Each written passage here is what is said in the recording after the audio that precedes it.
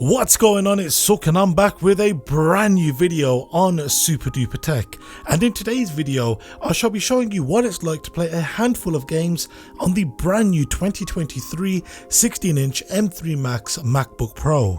I'll be playing a number of games through Parallels, Crossover, along with those available on macOS. I've already uploaded a video showcasing the performance of this MacBook Pro, and I'll leave that link down below in this video's description. Also, we are on the road to 5,000 subscribers, so if you are new around here, then I must ask you to hit the subscribe button, clicking the bell icon to be notified of when a new video goes live. But without any further ado, let's hit the titles.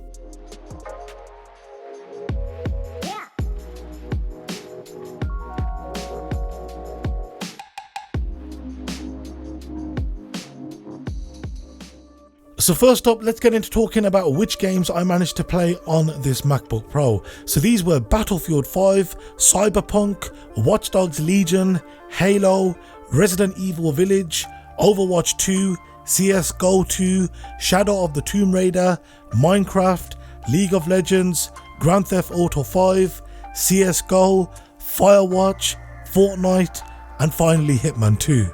So starting off by playing a few games at this display's native resolution, so that's 3456 by 2234, keeping the graphics settings to high, we can see the games which perform the best here were Minecraft, League of Legends, CSGO, and finally Fortnite, averaging 145, 223, 143 and 130 frames per second respectively. Now this is great as they saturate the MacBook Pro's ProMotion display, which has a refresh rate which goes up to 120 Hz. And this is the first Mac that I've tested to show such strength. It's especially impressive that these games are being run on battery power and performing as good as they are.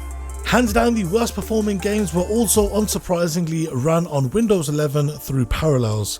Now these games were Hitman 2 and Cyberpunk, with Hitman 2 not allowing me to even play this game at this resolution. All the other games were either close to or within the range of averaging above 60 frames per second, which was impressive, but I had expected this given the £4,000 plus price tag of this Mac. Firewatch is a game which hasn't been updated in years and thus does not take full advantage of the Apple Silicon features. It also runs natively on the Mac, and as you can see, it still performs quite weak, especially in comparison to Resident Evil Village, which is a AAA title from the Mac App Store, and it averages higher frame rates above 100 frames per second. Not too bad if you ask me.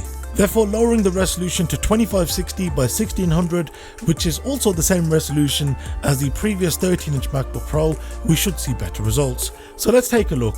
This time around, Hitman 2 ran, although it averaged around 38 frames per second. You can see that Shadow of the Tomb Raider also averaged above 120 frames per second, which is great.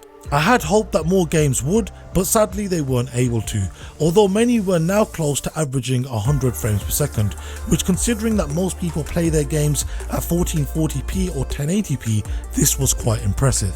Battlefield increased its average frame rate to 85 frames per second, which was up from 56, which is great, as this is a game which typically never performs good.